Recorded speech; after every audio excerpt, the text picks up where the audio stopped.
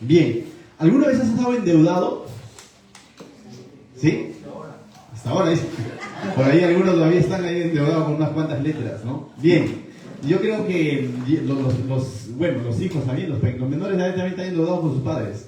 No, pero en general, hablando en general, en algún momento hemos tenido una deuda, ¿no? Y a veces estamos cumpliendo, pagando con las fechas y todo, pero hay un momento en que ya la deuda te pide de acá, ¿no? ¿Y cómo te sientes? ¿Gozoso, alegre? ¿Qué hay en ti? Hay una especie de frustración, ¿no? Y a veces desesperación, y puedes expresarte de distintas maneras, ¿no? Pero no se vive cómodo, no se vive tranquilo, porque de pronto vas al mercado y te vas a encontrar como a quien le debes. ¿Y qué es lo que haces? Estás esquivando, ¿no?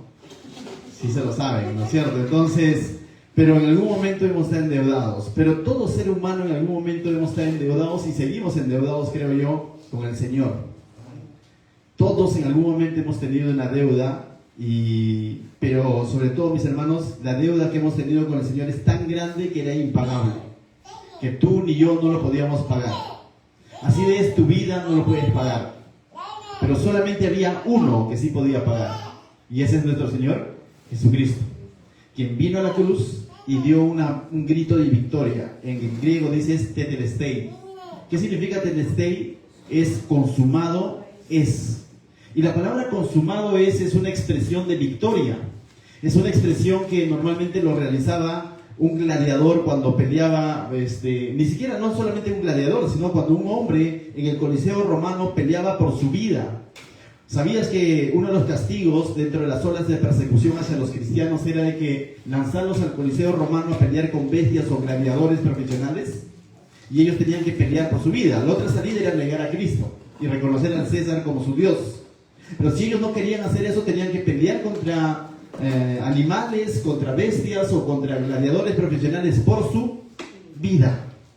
Y el que ganaba esta batalla, no sé si han visto la película El Gladiador, ¿no? Más o menos para tener una idea de cómo eran ese tipo de batallas dentro del Coliseo romano. El que ganaba esa batalla normalmente lo que hacía era coger la espada y plantar en la yugular o en el corazón de su oponente y decir tetelestai, que significa consumado es decir, la cuenta ha sido pagada, es decir, he vencido, he ganado.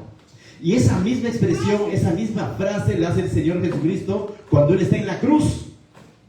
Pero eso para nosotros nos podría parecer como algo irónico. ¿Por qué? Porque Jesús está muriendo. ¿Cómo va a gritar tetelestai? ¿Cómo va a decir consumado es? ¿Cómo va a decir he vencido? Porque aparentemente Él estaba muriendo, ¿no? Entonces aparentemente Él estaba siendo derrotado. ¿Te acuerdas que hay una profecía en el libro de Génesis donde dice que la serpiente le picará en el calcañar o le herirá en el calcañar, mas él le aplastará la cabeza? Y es que ciertamente el enemigo no contaba con que Jesús con su muerte estaba pagando ¿qué? Por el pecado de cada uno de nosotros. Y no solamente eso, estaba mostrando su poder sobre la misma muerte, porque al tercer día dice que el tercer día Él sale con las llaves de la vida y dice, el que cree en mí aunque esté muerto, vivirá. ¿Acaso no has escuchado que dice la palabra de Dios que somos más que vencedores en Cristo Jesús? Y tú dices, ¿cómo? Si el vencedor es Cristo, ¿cómo nosotros podemos ser más que vencedores? Claro, porque sin pelear no las llevamos fácil, por así decirlo. Los beneficios de la victoria. Entonces, mis hermanos, el Señor Jesús ha pagado la cuenta. La cuenta ya está pagada. Entonces Él nos ha reconciliado con Dios. El pecado nos tenía enemistados con Dios porque teníamos una deuda con Dios. La palabra de Dios en el libro de Romanos dice que porque la paga del pecado es muerte. Y nosotros debíamos, producto de nuestro pecado, nosotros estábamos en deuda con Dios. Pero Él, que es rico en misericordia, vino y te redimió. ¿Qué significa? Que nos compró, nos rescató. Él pagó el precio. Cuando Pablo está en el libro de Hechos, capítulo 20, de pronto aconsejando a los ancianos de Éfeso ya en su viaje de regreso, los hace llamar y les dice, cuiden de la iglesia. ¿De qué iglesia? O cuiden de las ovejas. ¿De qué ovejas? Que el Señor mismo compró con su propia sangre. Entonces, mis hermanos, hay múltiples pasajes que nos indican cómo es que el Señor Jesucristo venció y pagó la deuda. La deuda ha sido pagada. Y tú dirás, ¿qué tiene que ver con todo esto, con lo que vamos a ver hoy? Que ya le digo, Gisela, si das clic por favor a la siguiente diapositiva. Le he puesto un título al mensaje del día de hoy, es Reconciliados con Dios. Pero no es una reconciliación porque de pronto Dios dice ya no importa. No, es una reconciliación, ¿por qué? Porque alguien dijo, ponlo en mi cuenta. Y ese fue Jesús. De tal manera que, mis hermanos, cuando ahora Dios nos ve a través de la lupa o a través de la cruz de Cristo y ve que nuestra cuenta ha sido pagada. Y tú dirás, ¿qué tiene que ver Filemón con todo esto? Porque yo he escuchado que Filemón es una carta hacia un hombre y todo lo demás. Vamos a ver que dentro de esta carta de Filemón, de Pablo a Filemón, ciertamente hay una aplicación práctica, pero también vamos a ver que hay una ilustración de lo que Cristo ha hecho por ti y por mí. Amén. Entonces, dicho eso, mis hermanos, introducción. Pablo escribe esta carta a Filemón desde su encarcelamiento. Es el primer encarcelamiento en Roma. No es su primer encarcelamiento propiamente dicho, sino su primer encarcelamiento en Roma. Él antes de eso ha estado encarcelado en Macedonia, en mismo Jerusalén también lo han atrapado, en diferentes lugares, pero su primer encarcelamiento, cuando él llega a Roma, después de haber naufragado, donde justamente termina el libro de Hechos, capítulo 28, donde él estaba en una cárcel, en una especie de cárcel domiciliaria, desde ese lugar él escribió muchas cartas. Una de esas son la primera carta a Timoteo, la carta a Tito que hemos estudiado, la carta a los Efesios, la carta a los Filipenses y la carta a Filemón. Pastor, y segundo de Timoteo, eso es de su segundo encarcelamiento en Roma, donde él ya no vuelve a salir de esa cárcel, sino decapitado. Pero esta carta él lo escribe desde su encarcelamiento en Roma. ¿Le escribe a quién? Lo va a escribir a un hombre llamado, ¿cómo se llama ese hombre? Filemón, ¿no? Entonces va a escribirle esta carta a Filemón, que era un ciudadano próspero, por lo que nos va a escribir, próspero. Él era natural de Colosas. ¿Pero acaso no hay una carta a los colosenses? Sí, pero esta es una carta personal a Filemón, que era un hombre que vivía en Colosas. Y por la descripción que nos va a dar el capítulo, era próspero porque este hombre tenía esclavos. Y era una persona muy, vamos a decirlo así, muy generosa con los hermanos en la fe. Por cierto, Filemón ya era creyente, pero cuando Pablo le escribe esta carta. Entonces, la pregunta es, pero ¿cómo es que de pronto la Biblia, o de dónde se sabe que de pronto Filemón era de Colosas y cómo es que él recibió el Evangelio? El libro de hecho nos da ciertas luces, más o menos como para entender cómo es que llegó el Evangelio a toda esa región donde se encontraba Colosas. En el libro de Hechos, capítulo, si no me equivoco, lo voy a buscar cuando Pablo está en Éfeso, en su primer viaje, donde dice, donde hubo un gran avivamiento y todo lo demás. ¿Se acuerdan? Donde él entra a la casa de un hombre llamado Tirano y se queda por 2 años y un poco más.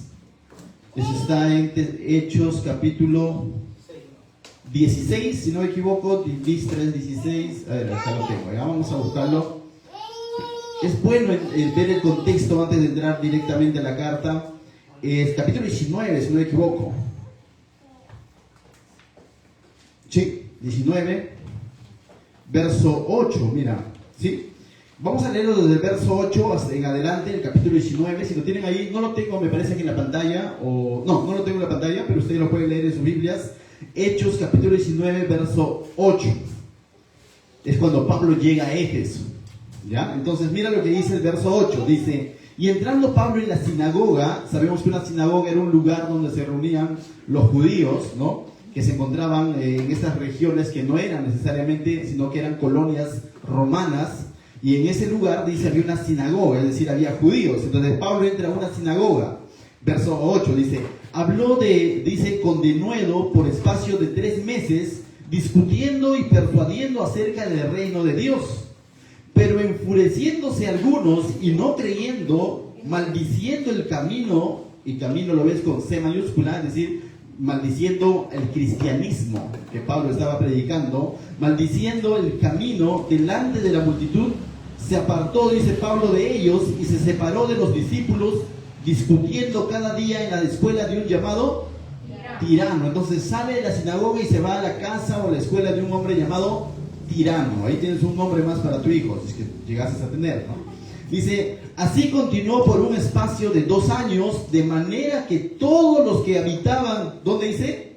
en Asia, judíos y griegos oyeron la palabra del Señor Jesús. Es interesante este verso 10, mis hermanos. Voy a volverlo a leer. Así que continuó por espacio de 2 años, de manera que todos los que habitaban, ¿dónde? En Asia. Yo quisiera que entendamos cuando la Biblia te menciona Asia, en este contexto no se refiere a China, Japón, no. Está refiriéndose a la región de Asia Menor, donde se encontraban ciudades, hoy en día Turquía, pero donde en aquel entonces se encontraban ciudades como Éfeso, Colosas y todas esas ciudades, Listra, Derbe, todas esas ciudades se encontraban en Asia Menor, ¿correcto? Entonces cada vez que la Biblia hace referencia a Asia Menor o toda Asia, se refiere a esa región donde se encontraba ¿qué? Colosas. Y dice todas las personas, no solamente de Éfeso, sino de las ciudades de esa región de Asia Menor, vinieron y escucharon el Evangelio, las enseñanzas de Pablo, por al cabo de ¿cuánto? De 2 años aproximadamente. Este pretexto explica cómo es que llegó el Evangelio entonces también a Colosas y por ende también a ¿quién? A Filemón. Es por eso que ahora Pablo le va a hablar con una naturalidad a Filemón como si ellos ya se conocieran tiempo atrás. Y le va a hablar como de hermano, como ya le va a hablar como a un creyente, es porque ya Filemón ya había recibido el Evangelio. Volvemos ahora sí a nuestro texto entonces, mis hermanos. Verso 1, vamos a entrar directo ahora sí ya a nuestro verso a verso. Dice: Pablo, prisionero de Jesucristo, y el hermano Timoteo. Mira, ¿con quién estaba acompañado Pablo en esta ocasión? Con Timoteo, ¿no? Pablo, y es interesante porque en esta carta personal, Pablo no hace uso de sus credenciales de apóstol como si lo hace cuando escribe a otras iglesias. Al ser esto una carta más personal, más de amistad o de hermandad, Pablo va a usar ciertos términos o va a tomar ciertas decisiones al momento de escribir y luego vamos a entender el por qué. No tanto se va a poner como un apóstol ordenándole a Filemón, sino va a trabajar a la voluntad de Filemón, va a hacer que Filemón haga las cosas de manera voluntaria y, por así decirlo, de corazón. Y en ese sentido, él se presenta como ¿qué? Como el prisionero de Roma, no, como el prisionero de Jesucristo. Pablo sabe que si él está preso en Roma, no es porque de pronto Dios sea impotente de librarlo y los romanos lo han atrapado, no. Pablo sabe que está ahí a causa de Cristo, por eso dice prisionero de Cristo. Dice, y el hermano Timoteo, quien lo acompañaba, al amado Filemón, ¿aquí más? Colaborador nuestro. Entonces Pablo destaca aquí ciertas características de Filemón. Dice que es un colaborador. Entonces no era solamente ya un creyente recién convertido, sino era alguien que Pablo lo está llamando colaborador, es decir, alguien que estaba dispuesto a aportar o a servir en el anuncio del Evangelio. Entonces es interesante ver este detalle, mis hermanos, y cómo es que Pablo le está hablando entonces con ese grado de amistad, o diríamos hoy en día confianza, ¿no? Es como que, no sé, hay trabajos donde, por ejemplo, al jefe o al gerente tienes que llamarle haciendo uso de su título, por ejemplo, ¿no? Yo trabajé en un colegio y si me refiero al director, el director se llama Luque. Pero cuando estamos en el colegio yo no le tengo que decir director Luque, o profesor tal, o subdirectora tal. ¿Hago uso de qué? El título, ¿no es cierto? Porque estamos en una labor. Pero hay momentos en los que, no sé si te ha pasado, donde tú haces cuando hay una relación quizás más íntima o en un otro tipo de espacio y tú puedes llamarle a la persona de otra manera, ¿no? Oye, amigo Luque, imagínate, ¿no? Sofía, cuando yo me refiero en el colegio muchas veces mi Sofía, ¿no? En cambio aquí, no te voy a decir qué le digo, pero uso otra expresión, ¿no? Ella me dice Bebe, por ejemplo. En cambio allí en el colegio me dice profesor Anders. Entonces, uno usa esos términos dependiendo del contexto, ¿no? Entonces Pablo aquí no está haciendo uso de su título de apóstol, ¿te das cuenta? Como lo hacía cuando escribía las cartas a las iglesias. Está haciendo uso diciendo prisionero de Cristo y dice, y su hermano Timoteo al amado Filemón. Amado. O sea, Filemón era alguien muy especial para Pablo y había una amistad entre ellos dos, había una afinidad ahí. Había una hermandad. Y no solamente eso, colaborador nuestro. Y cuando dice colaborador nuestro es colaborador de la obra. del equipo. Filemón era un siervo más. ¿Qué más dice? Y es interesante, mis hermanos, ver esto, porque cuando nosotros realmente venimos a Cristo, cuando llegamos al Señor, debemos entender de que todos ante los ojos de Dios somos iguales, tenemos la misma dignidad. Puede ser que alguien tenga más dinero, o otro tenga una mejor posición económica o social, o otro tenga mejores estudios más superiores, o qué sé yo, pero en las cosas del Señor, ¿qué somos? Hermanos. Porque por todos, cada uno de nosotros, Cristo derramó la misma sangre. No dijo esta sangre más pura para él y esta... No, por todos derramó la misma sangre. Y Pablo entiende bien esto y se lo está dejando bien claro a nuestro amigo Filemón. Entonces le dice colaborador nuestro. Es más, ¿no? Pablo cuando escribe a los Gálatas les dice incluso, ¿no? Que en Cristo ya no hay judío, ¿ni qué? Ni griego. Ya no hay esclavo, ni libre. ¿Qué más? No hay varón, ni mujer. En ese sentido, no es que Pablo está rompiendo las funciones que ellos tengan. Los esclavos seguían siendo esclavos, los libres seguían siendo libres. Los judíos seguían siendo judíos y los griegos seguían siendo griegos, es decir, los extranjeros. El varón seguía siendo varón y la mujer seguía siendo mujer. Pero en el sentido de que todos valemos por igual para él, Señor, de que el evangelio es para todo aquel que cree en él. Y que no hay distinción. Yo soy más cristiano porque soy judío. O yo soy más cristiano con más derechos porque soy varón. No. En ese sentido, Pablo deja bien claro. Y mis hermanos, un correcto entendimiento del evangelio de la gracia de Cristo es eso, ¿no? Entender de que no hay rangos. Como a veces se cree, ¿no? Como que estoy más cerca de Dios. O como que el superapóstol, ¿no? Como que está mucho más cerca de Dios. Y no. En dignidad todos somos iguales al Señor. Pero al mismo tiempo somos diversos. El libro de Romanos, el libro de Corintios, Pablo nos enseña que tenemos diferentes funciones. Pero no, eso no significa que uno vale más que otro. Bien, entonces continuamos. Verso 2 dice, y a la amada hermana, ¿qué dice? Apia, y a Arquipo, nuestro compañero de milicia. Algunos entendidos, comentaristas bíblicos, consideran que ellos son una pareja de esposos. Y que Pablo intencionalmente, porque según la cultura siempre iba el nombre de ¿quién? Del varón. ¿Te acuerdas cuando también hace mención a Priscila y Aquila? ¿A quién menciona primero? A Priscila, ¿no? Y pareciera que Pablo intencionalmente invierte estos sentidos porque justamente en el contexto, en la época, siempre se le daba cierto lugar ¿a quién? Al varón, ¿no? Como que iba primero, ¿no? Como que era más preeminente que la mujer. Pero Pablo como que está tratando de meternos en la cabeza de que ya no hay hombre ni mujer, en el sentido de dignidad. Y él dice, ¿no? A la hermana Apia y a Arquipo, nuestro compañero de milicia, y a la iglesia que está en tu casa. Entonces podemos ver a través de este texto que en la casa de Filemón funcionaba una iglesia. Y hay diferentes pasajes, mis hermanos, que nos enseñan que la iglesia no era necesariamente un local inmenso donde tenían que venir miles y miles y miles. No, las iglesias muchas veces, cuando Pablo escribe a la iglesia de Éfeso, era una serie de iglesias que se encontraban en la región de Éfeso. A la iglesia de Colosenses, o a los colosenses, a la iglesia que estaba en Colosas, era una serie de iglesias que se encontraban ¿dónde? En Colosas. Lo mismo pasa con los filipenses. Normalmente las iglesias dicen se reunían en las casas y cuando era Jerusalén en el templo, mientras estaba el templo.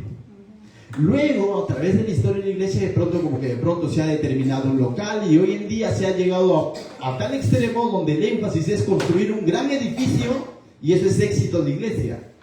Cuando eso está totalmente tergiversado en la palabra de Dios. Amén. Lo que el Señor finalmente va a ver quienes están perseverando en lo que Él nos ha enviado a perseverar. Su palabra, la oración, la comunión sincera unos con otros, siempre conmemorando a Cristo y compartiendo el Evangelio. Guardando la palabra con la iglesia de Filadelfia que nos cita el libro de Apocalipsis. No dice porque tú me construiste un gran edificio. Muchos de esos edificios, mis hermanos, simplemente son edificios. Pero el Espíritu del Señor muchas veces no está ahí.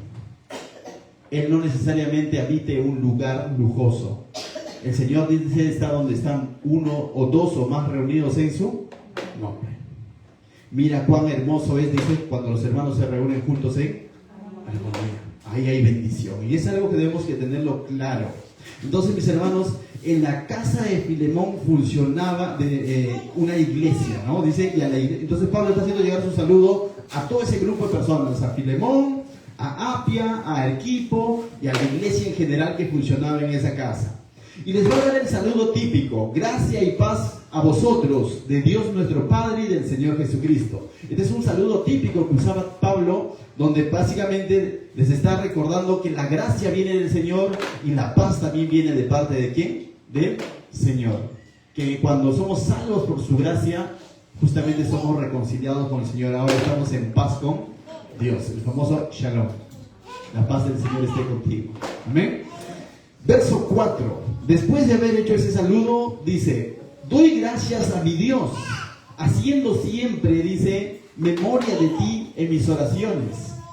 ¿Te das cuenta que Pablo y Filemón tenían una amistad? Y no es una amistad que el producto de... Las verdaderas amistades, dicen alguien, que ni siquiera la distancia los puede romper. Tienes amigos que de pronto te encuentras después de años o de tiempo y siguen siendo como si ayer se hubieran visto, con la misma confianza, con el mismo afecto. Una verdadera amistad, ¿no? ¿Por qué? Porque se tienen presente. Más todavía en el cristianismo, tú a tus amistades no los puedes tener físicamente quizás junto a ti, pero los tienes presente en tus oraciones. Y Pablo nos está enseñando aquí: doy gracias a Dios, haciendo siempre memoria de ti en mis oraciones. Mis hermanos, Dios te ha bendecido con verdaderos amigos. Si es así, ora por ellos.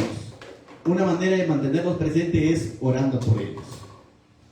A veces las circunstancias, como en el caso de nuestro contexto, yo creo que aquí en la iglesia muchos de nosotros hemos entablado amistad, pero producto de la coyuntura, el contexto, no nos podemos reunir todos los días. Quizás nos vemos cada domingo, pero tenemos que estar conectados en el Señor, estar orando unos por otros, porque cada quien tiene un estilo de vida distinto, un trabajo, un horario distinto, vivimos en distintos lugares, algunos viven en Pachacútec, otros viven en Puente Piedra, otros en Oquendo, y así en diferentes lugares, pero podemos estar unidos ¿qué? En el Espíritu, orando unos por otros, pero tenemos que ser conscientes de eso. Pablo dice: doy gracias a Dios, haciendo siempre memoria de ti en mis oraciones.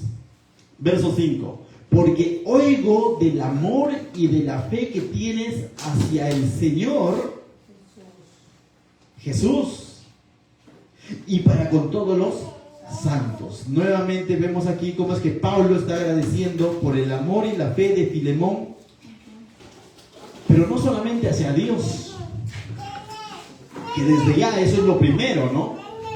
¿Cuál es el gran mandamiento que dio el Señor Jesucristo? Amarás al Señor tu Dios con todo tu mente, con todo tu corazón, con todo, y a tu prójimo como a ti mismo. Y Filemón pareciera que está cumpliendo legítimamente este gran mandamiento que dio el Señor Jesucristo, porque eso es lo que Pablo estaba oyendo de Filemón, que no solamente es un adorador de domingo que está alabando al Señor de todo corazón, sino que también ese amor está desbordando hacia su prójimo, hacia su hermano. Y ese es el amor visible, ¿no? Y muchos se han dicho que este es el mensaje de la cruz, ¿no? De que si realmente tú te has conectado con el Señor y has comprendido de su gran amor, la respuesta tiene que ser de amor hacia Dios. ¿Y hacia quién? Hacia el prójimo. Y eso está haciendo, ¿no? Filemón. Y entonces podríamos decir: Filemón es un buen cristiano. Es un siervo que está cumpliendo lo que el Señor le ha llamado a hacer. Pero ¿sabes qué? Siempre hay algo más que hacer. Pareciera que Pablo lo está elogiando y ya, pues, Filemón ya está con un paso al cielo, dirían algunos. Bueno, está en el cielo por gracia del Señor. Pero a veces pensamos, ¿no?, que ya lo que estamos haciendo por el Señor o por el prójimo es suficiente. ¿Sabes? Siempre hay algo más que hacer. Y siempre Dios te va a presentar algo más que dar. Y eso va a suceder con Filemón. Porque después de que Pablo lo ha elogiado y ha reconocido su amor a Dios y su amor al prójimo, ahora le va a hacer un pedido que quizás para muchos de nosotros sería difícil de cumplir. Y vamos a ver el texto. Verso entonces 6 dice: para que la participación de tu fe, Pablo está orando por esto, agradeciendo a Dios por el amor y la fe de Filemón hacia el Señor Jesús y hacia los santos, pero también está orando para que la participación de tu fe, dice, sea que eficaz en el conocimiento de todo el bien que está en vosotros por Cristo Jesús. Es decir, todo aquello bueno que mostremos, mis hermanos, debe ser resultado de una continua comunión con el Señor, ¿no? Si estamos en una verdadera comunión con el Señor, eso tiene que mostrarse ¿hacia dónde? Hacia los demás. No basta con decir, yo estoy en una buena comunión con Dios, pero estoy peleado, enemistado, soy egoísta, soy antipático, intolerante, y ponle todo lo demás con mi prójimo. Entonces esa comunión con el Señor no está siendo eficaz, no se está mostrando para con los demás no están siendo partícipes de esa verdadera fe que te tengo, ¿no? Entonces Pablo les dice, porque de lo contrario, mis hermanos, hacer cosas para el Señor de manera forzada, eso es activismo religioso. Lo que nosotros hacemos a favor del prójimo tiene que ser resultados de nuestra verdadera fe. ¿En quién? En el Señor. Tiene que ser resultado de que realmente estamos en una comunión con el Señor. Y Pablo está orando para que las cosas que está haciendo Filemón no sea solamente un simple activismo religioso, sino realmente sean los frutos de una comunión sincera con el Señor. Y oremos por eso, mis hermanos, y examinemos cuando hacemos las cosas, si lo estamos haciendo por activismo religioso o lo estamos haciendo realmente como resultado de que nuestra comunión con el Señor está ahí activa, valga la redundancia, ¿no? Si realmente nuestra fe está siendo eficaz. Entonces, dice 7, pues tenemos gran gozo y consolación, que dice, en tu amor. Y aquí Pablo como que expresa, como que ellos están gozosos y han sido consolados por el amor que expresa ¿quién? Filemón, de parte de Dios. Como que Filemón está siendo recíproco con esas personas que Dios ha usado para transformar su vida. Y Pablo le está diciendo, porque tenemos gran gozo y consolación de tu amor. Algunos comentaristas incluso dicen, es muy probable por la posición que tenía Filemón, de que de alguna manera realizaba una especie de apoyo al ministerio de Pablo. Por eso que Pablo como que le está diciendo, tengo gozo, ¿no? Y consolación de tu amor a este hombre, ¿no? Pero dice, porque por ti, oh hermano, ¿qué dice? Han sido confortados los corazones de los... Y él está reconociendo que este hombre ha sido de bendición para muchos hermanos en la iglesia, en Colosas probablemente. ¿Y por qué no decir? Quizás Pablo mismo ha sido beneficiario de ese desprendimiento, ¿no? Y dice, porque por ti, oh hermano, han sido confortados los corazones de los santos. Mis hermanos, dijo alguien, y quizás Pablo lo dijo, ¿no? Que es mucho mejor, ¿qué dice? Dar que recibir, ¿no? Y a veces eso lo hemos sacado fuera de contexto, pero es que es la verdad, mis hermanos. A veces el ser humano somos egoístas y más estamos pensando en qué recibir. No me llaman, no me visitan, no me buscan, no oran por mí, y nos ponemos en plan de ¿qué? De víctima, ¿no? O de víctima, ¿no es cierto? La pregunta debería ser, ¿qué estoy haciendo yo por mi prójimo? No tanto qué tiene que hacer mi prójimo por mí. Nuestra responsabilidad es directa ¿con quién? Con el Señor. Porque cuando pensamos así o expresamos eso, lo que estamos haciendo es ser quejosos con el Señor. Cuando en realidad, como creyentes, lo que debo decir, Cristo ya hizo todo esto por mí. ¿Qué puedo hacer yo ahora por mi prójimo, por mi hermano? Si pensáramos de esa manera, las cosas cambiarían. Porque nuestra responsabilidad final sería para con Dios. Lo otro es más una justificación o una autoconsolación. ¿Me voy a entender? Entonces, mis hermanos, nuestro chip tiene que cambiar. ¿Qué puedo hacer por mi prójimo? Si Pablo hubiera tenido esa forma de pensar, de decir, estoy en la cárcel, nadie me visita, mira, yo les he predicado el Evangelio y ahora estoy acá, y encima ahora me entero que están ahí los de Corinto, se están desviando, los de Creta también, mejor no les escribo nada, que se la arreglen con el Señor. ¿Imaginas cuántas cartas no hubieran sido escritas? Pero Pablo estaba en una situación mucho más complicada, y desde esa situación, por el amor y la fe que él tenía en el Señor, ¿qué es lo que está haciendo? Animar al otro. Entonces, más allá de estar pensando, no me anima, di, ¿a quién puedo animar? Cuando cada miembro del cuerpo de Cristo, mis hermanos, cumple su función, ¿me entienden? El cuerpo va a funcionar. Pero cuando cada uno se justifica, ya hemos contado esta anécdota, ¿no? ¿Se acuerdan de la nariz y los lentes y todo lo demás? Cuando la nariz se quejó y dijo, ya estoy cansado de estas gafas, yo nada más los cargo, y la oreja dijo, yo también, estamos cansados, quítatelo, dijeron al cuerpo, ¿no? Esos ojos, ¿por qué no ve? Pues miope, dijeron. Se quitó los lentes, dio un paso, y el primer tropezón, el que pagó pato fue ¿quién? El quejón, la nariz, por quejoso. Mis hermanos, créeme, a veces puede ser solamente nuestra perspectiva, pensar que nosotros estamos haciendo y otros no hacen. Haz lo que el Señor te ha llamado a hacer. Haz lo que el Señor te ha llamado a hacer. En última instancia, nuestro gran consolador es el Señor.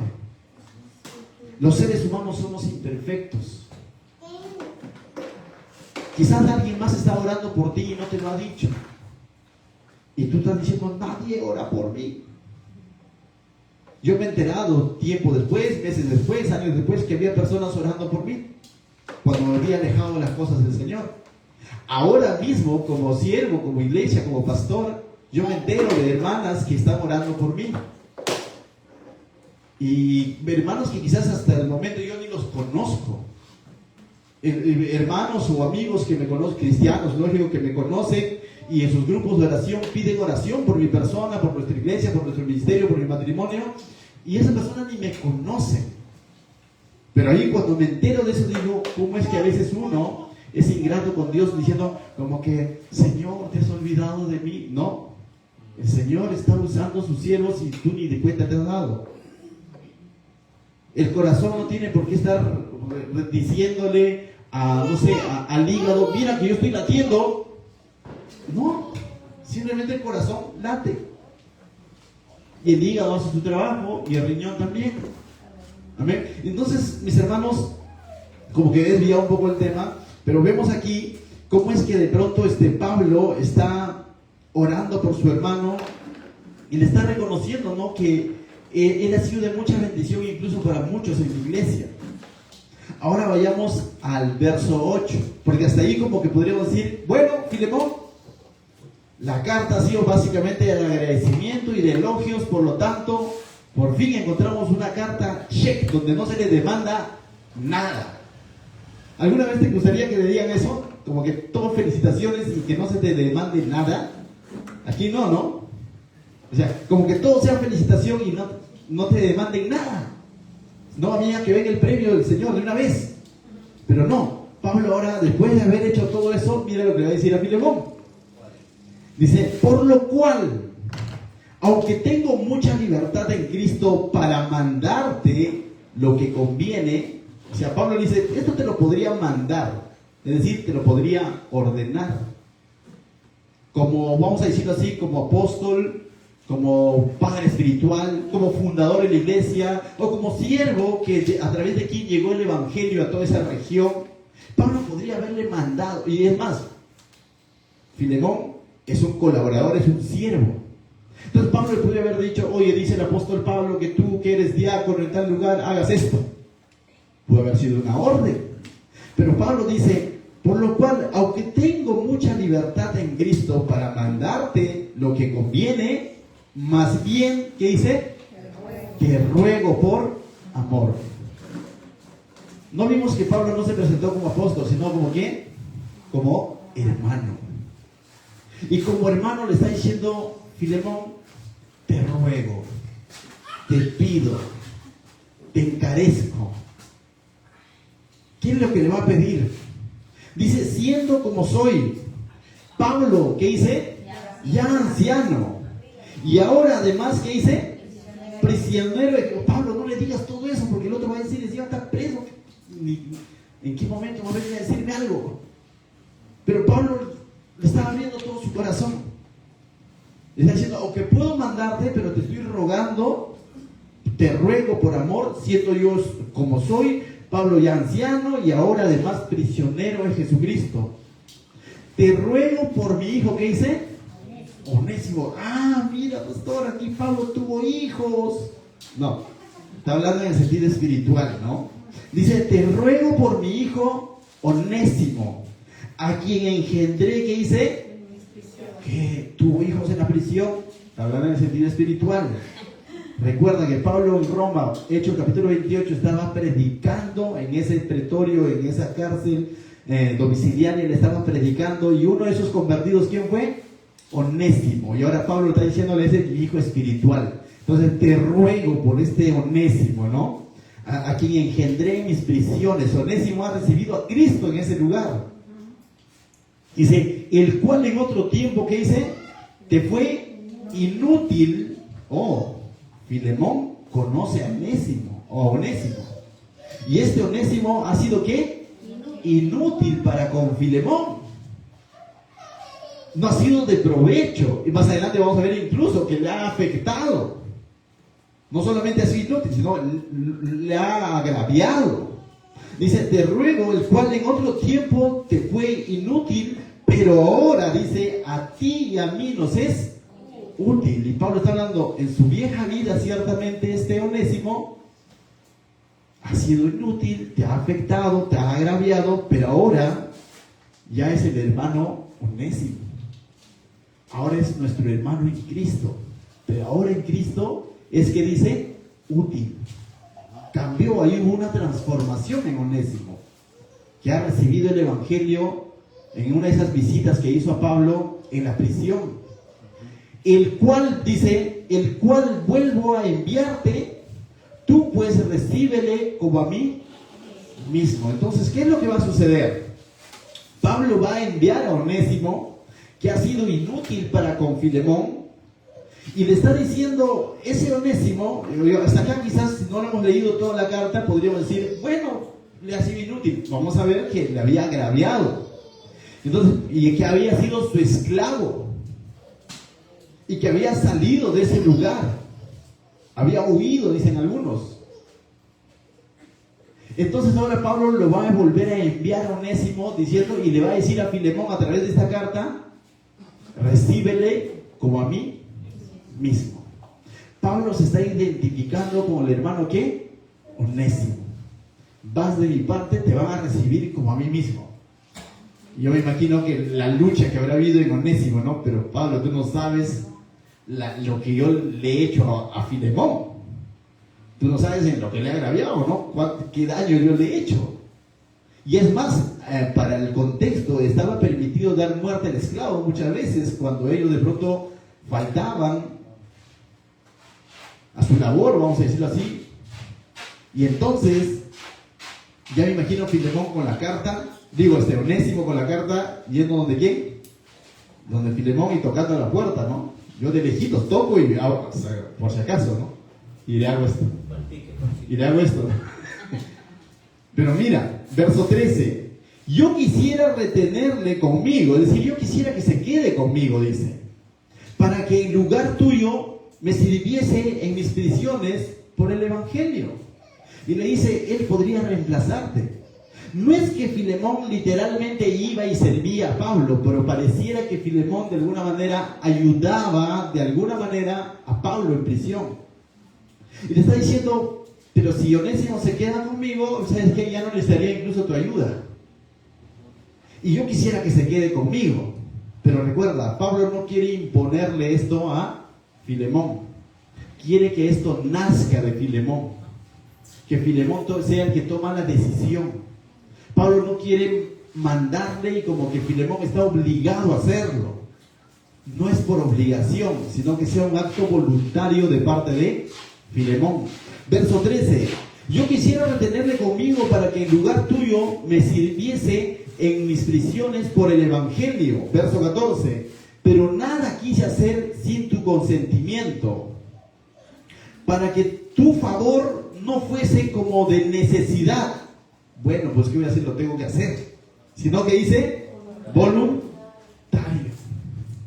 Entonces Pablo está apelando a que Filemón sea el que tome la decisión de decir: Pablo, estoy dispuesto a hacerlo. Pero para eso Filemón tiene que reconciliarse ¿con quién? Con Onésimo, su ex esclavo, o a un esclavo prófugo, y tiene que perdonarlo a ese esclavo que le ha agraviado, y tiene que recibirlo y atenderlo como a Pablo mismo. ¿Alguna vez alguien te ha fallado de tal manera que no te dan ganas ni de verlo a una cuadra, no? Pero el Señor te llama y te dice: recíbelo como a mí. Pregunto, ¿cómo recibirías al Señor? Wow. Y si el Señor dice: recíbelo a esto como a mí, difícil labor, mas no imposible. 15. Porque quizás para esto se apartó de ti y por algún tiempo. Dice, ¿no? Para que lo recibieses para siempre. Y ahora va a estar contigo para siempre. Y esto es interesante, mis hermanos. Cuando dice se apartó de ti por algún tiempo, es decir, que este Onésimo estuvo con Filemón en algún momento, sirviendo a Filemón como su esclavo, pero este ha huido porque le ha hecho un agravio, ha escapado, y le está diciendo Pablo, como que eso ha sido de alguna manera, esa separación ha sido, no es una casualidad, sino es una diosidencia de parte del Señor, como que esto ha tenido que ocurrir como para que él conozca el Evangelio ahora en esa huida que ha tenido hacia Roma, y ha conocido el Evangelio quizás en ese temor por su vida, ha llegado a los pies de Pablo, a los pies de Cristo y a la predicación de Pablo. Cristo lo ha liberado de la verdadera esclavitud del pecado, y ahora va a volver con su hermano en Cristo llamado Filemón, y va a volver con él para siempre. ¿Saben por qué es para siempre? Porque cuando el Señor venga, llevará toda su iglesia y estaremos con él allá por la eternidad. Entonces, mis hermanos, verso 16, ya dice, no ya como esclavo, sino más que esclavo. ¿Como qué? Como hermano amado. Le está diciendo, no lo recibas como tu esclavo, recíbelo como tu hermano amado. ¿Acaso no le ha dicho recíbelo así como a mí mismo? O sea, estímalo, ¿no? Estímalo de tal manera como a tu hermano en Cristo, tu hermano amado. Mayormente para mí, pero cuanto más para ti, tanto en la carne como en él. Señor, decir, tú lo conoces, ha convivido contigo, ha sido tu esclavo, no sabemos desde cuánto tiempo ha sido su esclavo, si desde su niñez, no sabemos cuánto, pero ahora le dice, ahora tú lo vas a recibir como tu hermano, como tu familia espiritual. 17. Así que si me tienes por compañero, recíbele como a mí mismo. Pablo le reitera nuevamente, intercede por Onésimo y le reitera que lo reciba como a él mismo, como a su hermano amado. Difícil labor. Pensábamos que Filemón ya lo había hecho todo, ¿se acuerdan? Por el elogio, el agradecimiento, pero siempre el Señor tiene algo más. Ese mismo Señor Jesucristo dijo, ¿no?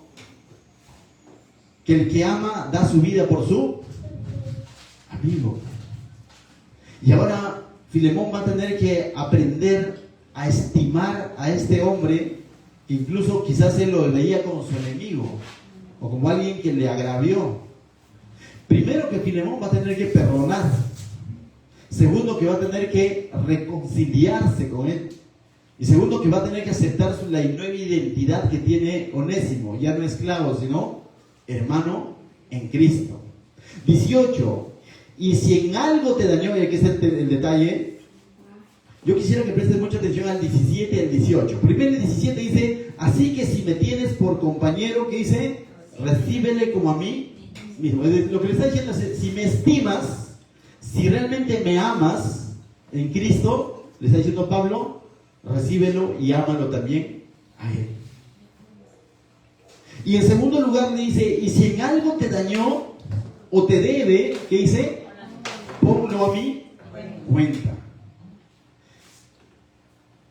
¿Seguro, Pablo? Seguro. Mira el 19. Yo, Pablo, lo escribo de mi mano. Yo lo pagaré. Dice, por no decirte que aún tú mismo te me debes también. Lo que está diciendo en última instancia, tú me debes. Y ciertamente, en el sentido, ¿cómo es que Filemón podía deber?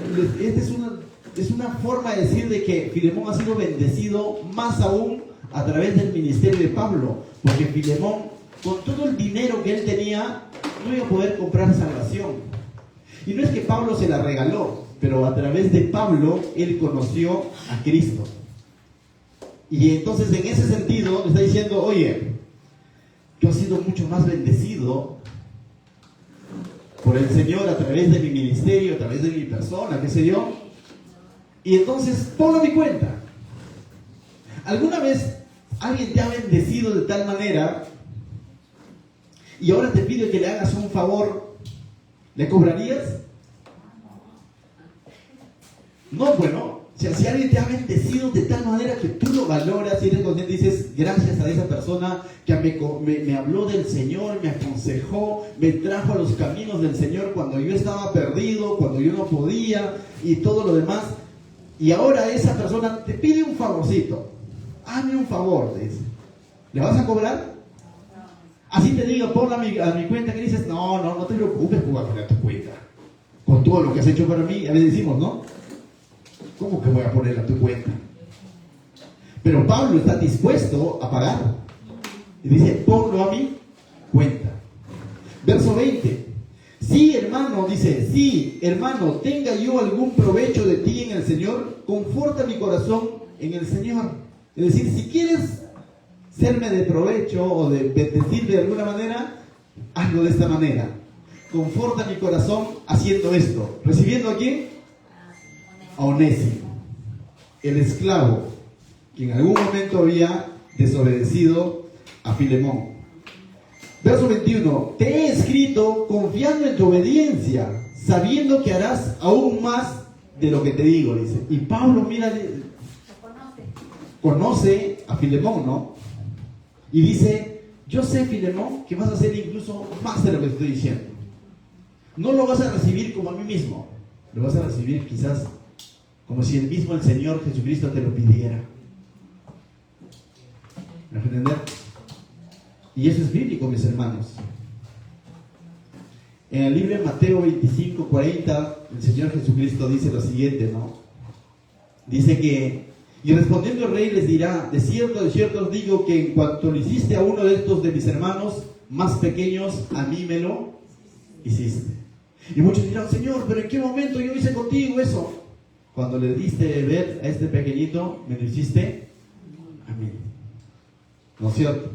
Mis hermanos, una manera de ser recíprocos con el Señor, cierto, tiene que ver con la actitud, con el corazón, pero muchas veces es bendiciendo a quién, a nuestro prójimo, ayudando al prójimo. Estamos siendo recíprocos con el Señor. No es que con eso estamos pagando lo que Cristo ha hecho por nosotros, no, pero es una forma de ser recíprocos con el Señor. La pregunta es, ¿estás dispuesto a hacer aún más de lo que el Señor te pide explícitamente en su palabra? ¿Qué es lo que nos pide en su palabra? Nos pide cosas en acción, pero también en omisión, ¿no? Y a veces más nos hemos enfocado en la omisión. No pecar, no mentir. Y estamos andando en la línea, ¿no? De no mentir, de no beber, de no, qué sé yo, de, ¿qué más? De no adulterar. Y estamos ahí andando en la línea como que cumpliendo eso. Pero el Señor nos pide muchas otras cosas más. Ser misericordiosos con los demás. Ser mansos y humildes de corazón. Ser pacientes con el prójimo. Animaos unos a otros. Animar a tu prójimo. Son cosas que nos pide el Señor. La pregunta es, ¿estaremos haciendo todo eso y más? comencemos haciendo lo que Él ya nos pide de manera explícita. Y va a haber situaciones específicas en las que quizás nos va a pedir algo más todavía. Porque nunca vas a poder decir, yo no creo que ya el Señor me pida algo más porque ya lo hice todo. Cuando ocurre eso, probablemente ya es porque te tiene que llevar, pero a no ser que quieras que te lleve de una vez, ¿no? Entonces, mis hermanos, siempre va a haber algo más que hacer con el Señor. Y no con el ánimo de pagar nuestra deuda, sino con el ánimo de ser agradecidos con Él. Señor, si tú lo has hecho conmigo, ¿por qué yo no lo puedo hacer con mi prójimo? Señor, si tú me has perdonado, ¿por qué yo no puedo perdonar a mi prójimo? Señor, si tú has tenido misericordia de mí, ¿por qué yo no puedo tener misericordia de mi prójimo? Señor, si tú no me has abandonado, ¿cómo yo puedo abandonar? Y esto es algo para los esposos, por ejemplo, ¿no? Dice que deben de amar a sus esposas como Cristo amó a quién. Es decir, como Cristo te ama. ¿Cuántas veces le hemos fallado a Cristo? Innumerables veces. Y Él no ha dejado de amarte. De la misma manera. Dice, esposos, amad a vuestras esposas como Cristo amó a la iglesia. Y hay muchos puntos de aplicación, mis hermanos, en las que podemos poner en práctica todo esto. Verso 22 dice, preparadme también alojamiento, porque espero que por vuestras oraciones os seré, ¿qué dice? Concedido. Pablo está entendiendo que Filemón y toda la iglesia que estaba en su casa estaban orando por su libertad. Y él tiene la esperanza en que Dios lo va a librar, y lo libró desde el primer encarcelamiento. Y eso ya no está en la Biblia, se conoce por historia. Lo libró de ese primer encarcelamiento, y Pablo le dice a Filemón, prepárame una camita, que el Señor va a responder sus oraciones, voy a ir a visitarlos. Verso 23, te saludan Epafras, mi compañero de prisiones por Cristo Jesús, Marcos, Aristarco, Demas, Lucas, mis ¿qué? Colaboradores. Nuevamente, mis hermanos, debemos darnos cuenta de algo, que qué valioso es tener compañeros en el ministerio. Qué valioso es tener compañía cuando servimos a Dios.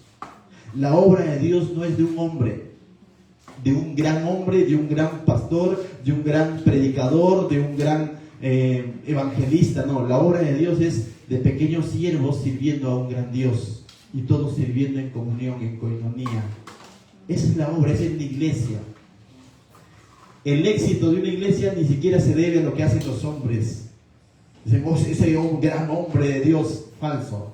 Todos somos pequeños siervos de un gran Dios, al cual Él nos ha llamado a servirles en colaboración unos con otros. Pablo mismo nuevamente nos deja evidencia de que tenía compañía en sus prisiones. Uno de ellos era Epafras, Marcos, Aristarco, Demas y Lucas, sus colaboradores. Pregunto, ¿tú eres colaborador del ministerio?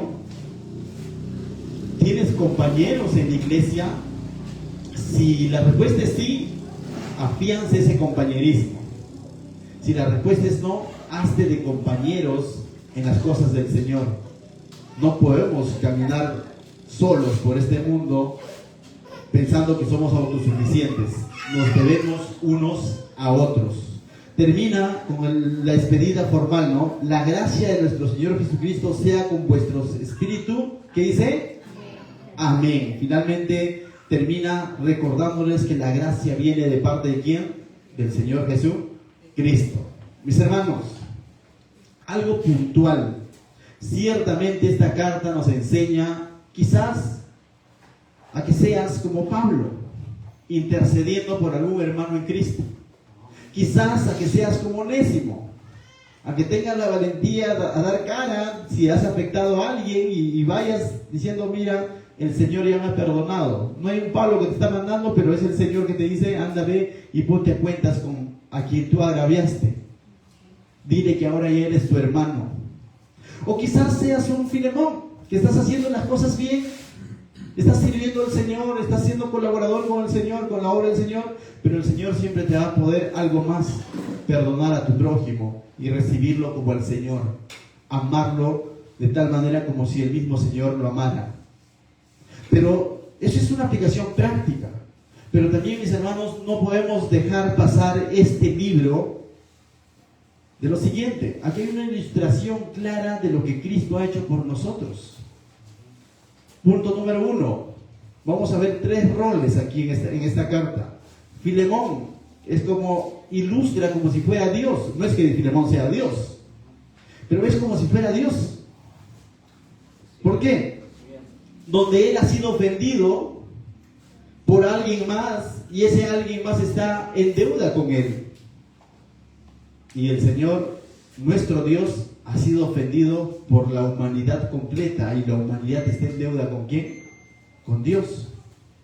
Tenemos a Onésimo, que nos representa a nosotros, los que hemos ofendido, los que hemos faltado, los que hemos agraviado y hemos huido quizás, estábamos separados de Dios, ahora en tiempo pasado. Y ese somos nosotros, somos un Onésimo. Y Pablo ilustra a Jesucristo, quien es el verdadero intercesor y mediador entre el fugitivo y el agraviado o el juez. Y entonces aquí vemos una clara ilustración del Evangelio, lo que Cristo ha hecho por nosotros. Y es interesante cuando en el verso 17 y 18 Pablo dice lo siguiente, ¿no? Recíbelo como a mí mismo. Eso en la teología, en la doctrina se le conoce como la sustitución. Cristo tomó nuestro lugar cuando fue a la cruz, mis hermanos. Él fue a pagar por nuestros pecados. Y de tal manera que ahora Filemón va a ver a Onésimo, pero lo tiene que ver como a Pablo. De tal manera que ahora Dios, cuando te ve a ti, ve a su Hijo, porque tú estás en su Hijo y has creído en Jesucristo. Eso se llama la doctrina de la sustitución. Cristo fue a la cruz por ti. Dice, se hizo pecado, cargó nuestros pecados. Individualmente ninguno de nosotros podría presentar ante Dios diciendo yo no he pecado. Terminaríamos fulminados ahí. Pero ahora, como Él es nuestro gran sumo sacerdote, que intercede por nosotros. Y en segundo lugar, ¿qué le dijo Pablo en el verso 18? Ponlo a mi cuenta. No es que el Señor nos perdona de la nada. Alguien tuvo que pagar. Así como Pablo estuvo dispuesto a pagar la deuda de Onésimo, Jesús no solamente estuvo dispuesto, Jesús lo pagó. De tal manera, mis hermanos, que se nos imputó la justificación. Y ahora hemos sido justificados porque Cristo pagó en la cruz por nosotros. De tal manera que ahora a los ojos de Dios ya no estamos en deuda con Dios, porque Jesucristo nos ha redimido del pecado. Él ya ha muerto en la cruz. Entonces, qué importante es notar esto, mis hermanos, que en el fondo del asunto Jesús hizo por nosotros. Recuerda, y aunque ahora ese perdón para nosotros, el perdón de Dios y esa reconciliación con Dios que tenemos, es gratuito para nosotros porque no nos costó nada, pero hubo un gran precio, la sangre preciosa de Cristo. Él lo pagó. Él derramó su sangre por cada uno de nosotros. Fue el más caro de la historia. Entonces, mis hermanos, teniendo este gran ejemplo de Jesucristo, yendo a la cruz, despojándose de toda su gloria, para tomar nuestro lugar, dice, haciéndose semejante a los hombres, siervo, obediente y obediente hasta la muerte y muerte en la cruz, entregó su vida por nosotros. ¿Cómo nosotros, ahora que el Señor nos llama a amar a nuestro prójimo, a perdonar a nuestro prójimo, o a interceder, no en el sentido de reemplazar a Cristo, pero sino a interceder en el sentido de presentarles la palabra que los puede reconciliar, no podemos estar dispuestos a hacerlo? Tenemos que ser esos colaboradores de Cristo. Así como Pablo era un colaborador más, Pablo y todos los demás eran colaboradores en el fondo de Cristo. Porque lo que ellos hacían era presentar lo que Cristo ha hecho. Pablo no salva a nadie, Epafras no salva a nadie, Lucas no salva a nadie, Filemón no salva a nadie. Lo único que ellos hicieron fue mostrar a quien sí salva, a quien sí reconcilia, a quien sí justifica, a quien santifica, a quien nos sustituyó en la cruz. Y esos colaboradores somos cada uno de nosotros llamados a ser esos colaboradores, de mostrar a Cristo. Y haciendo eso no le vamos a pagar nada a Él, porque no podríamos hacerlo, sino que van a ser frutos de esa verdadera comunión y vivir en la gracia de Cristo.